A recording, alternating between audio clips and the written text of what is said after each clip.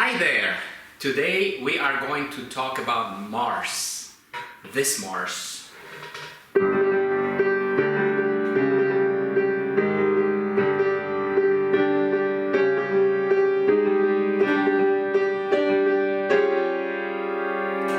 This Mars is part of The Planets by Gustav Holst, a massive orchestral work. This is the first movement.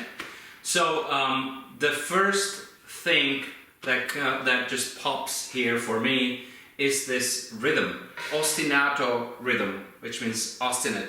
It goes throughout the whole piece. And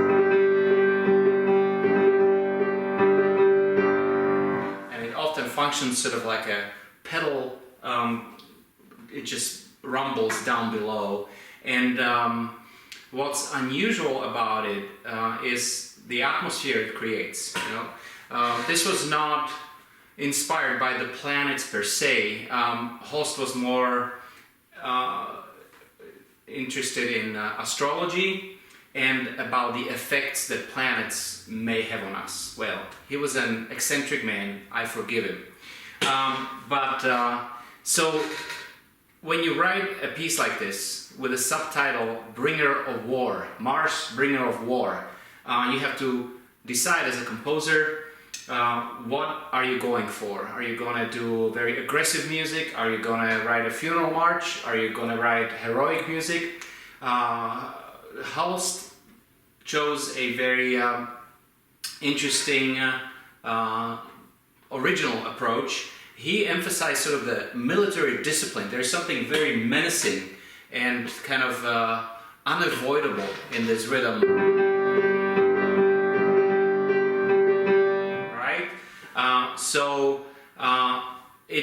It's like seeing an army battalion just walking as one. It's a march of sort, but a very otherworldly march, because no worldly march has 5 beats to it. 1, 2, 3, 4, 5. 1, 2, 3, 4, 5. The whole piece is in 5/4, which is quite unusual. Certainly was unusual in 1913 when he wrote this. For me as a conductor, the first critical decision is about the tempo, because the right tempo for this is where you feel those 5 beats, 1, 2, 3, 4, 5, 1, 2, 3, 4, 5, and at the same time you feel the bigger pulse of 3 + 2 beats, 1, 2, 3, 4, 5, 1, 2, 3, 4, 5. That's the march. It's limping a little bit. Dum dum dum dum dum dum dum. If it's too fast, it loses that menace. If it's too slow, it just drags and it's not very interesting. So that's the first thing that everyone notices, and it's my job to make sure that the tempo is just sort of surfing on the edge. It's neither 5 beats nor 3 + 2. The other interesting thing is that Holst uses bitonality in this piece. This rhythm often implies certain harmony, but on top of it, he would put chords that have nothing to do with that particular harmony. So, for example, at this particular spot, horns play this line.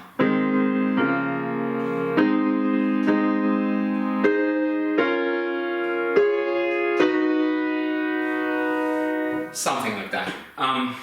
But below it, you still hear the horns are in A flat major. The bass emphasizes note G, implies a key of G. This is how it sounds together.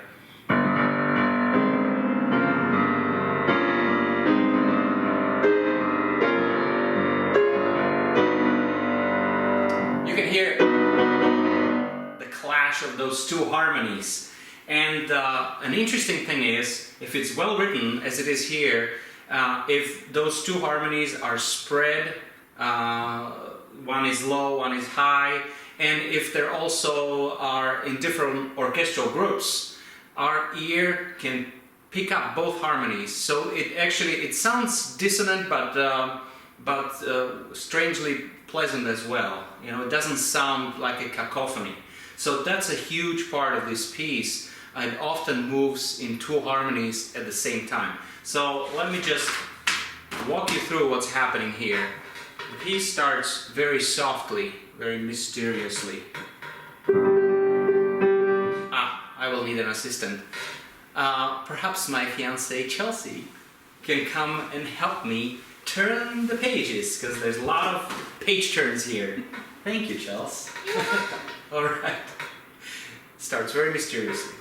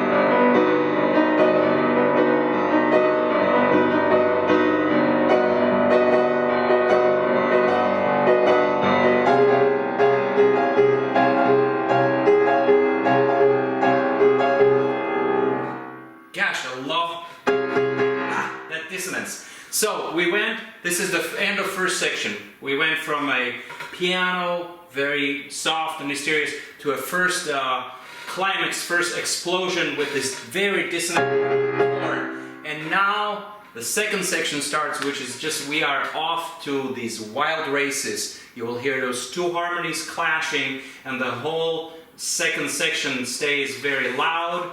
The full orchestra exchanges, the chords between the sections sounds like this.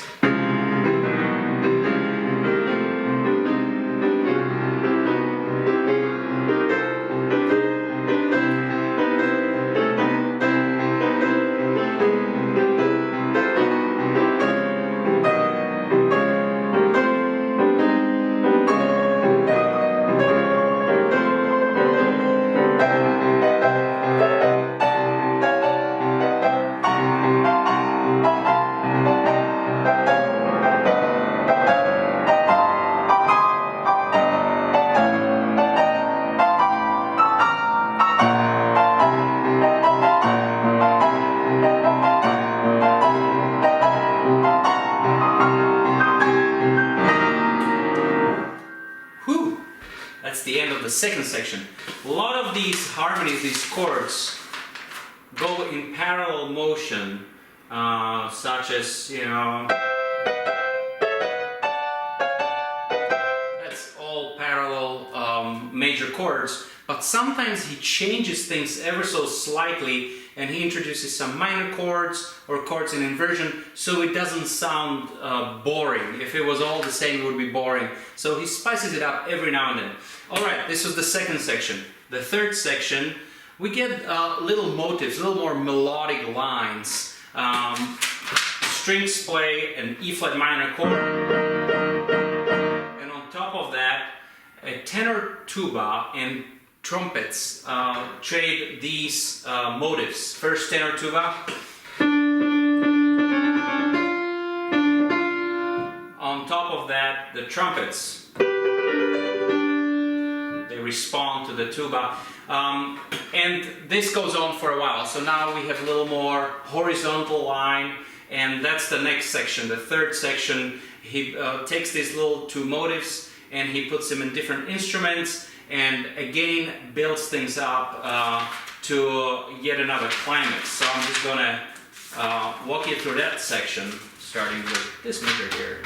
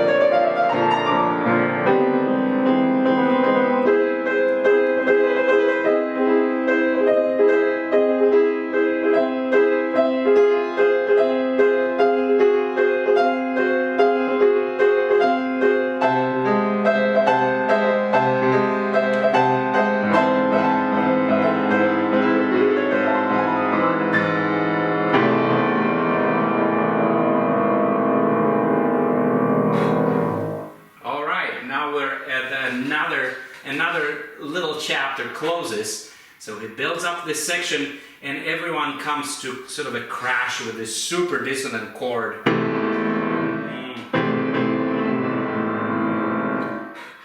Diminuendo, we go to very soft dynamics, a little break, and then yet another section starts. This one starts with a very sinuous chromatic line in low instruments, and again, slowly he brings back the rhythm, cha-ga-da-dum, chum, cha-cha-tum, and eventually we will burst in fortissimo with the music that will sound familiar already. So this is this next section.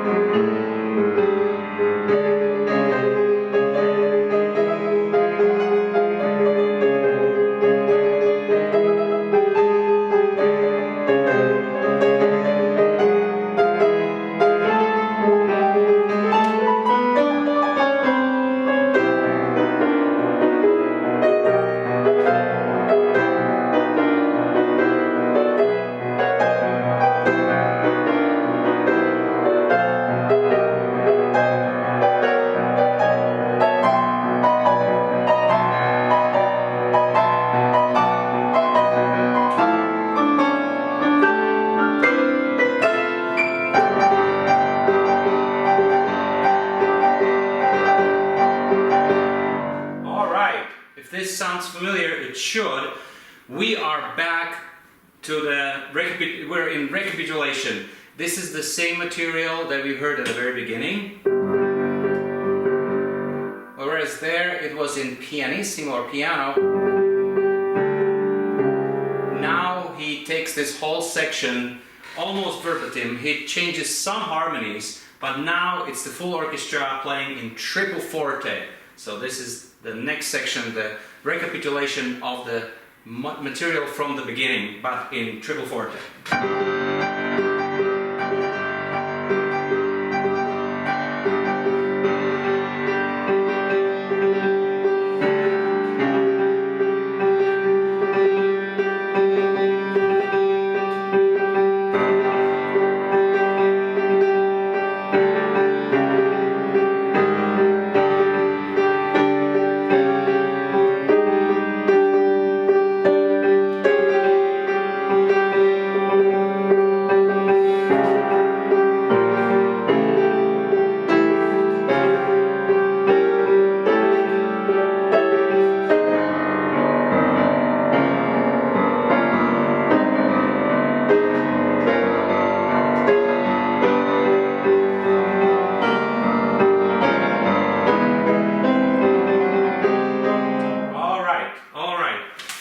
This is once again, we're getting into that a variation on the more melodic music.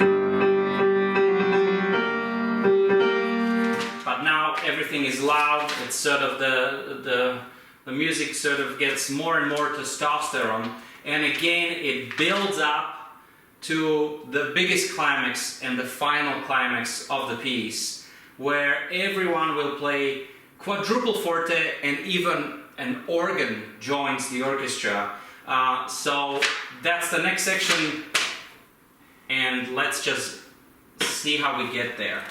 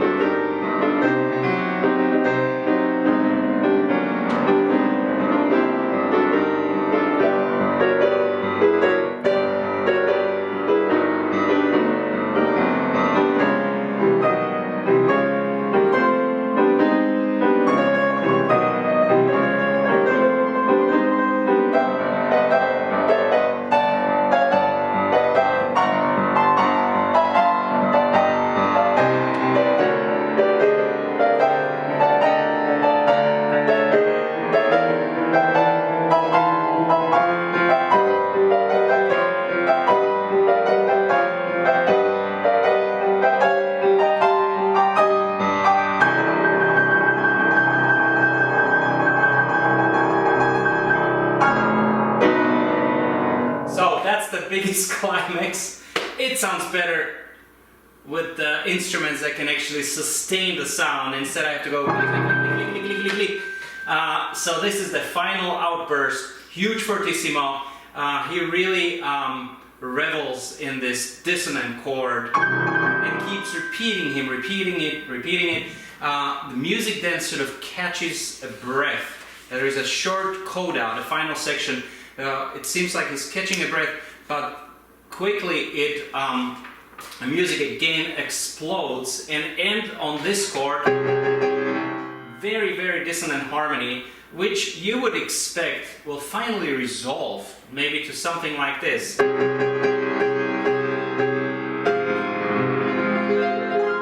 However, he never gives us that kind of pleasure. He instructs us to remain on this very dissonant chord and slow down, so it sounds like a big heavy machinery is coming to a halt. So here's the final section. Let's do a little build up to this super dissonant chord where everyone plus the organ plays. So I don't know, where should we take it from? I'll just do it right here, okay?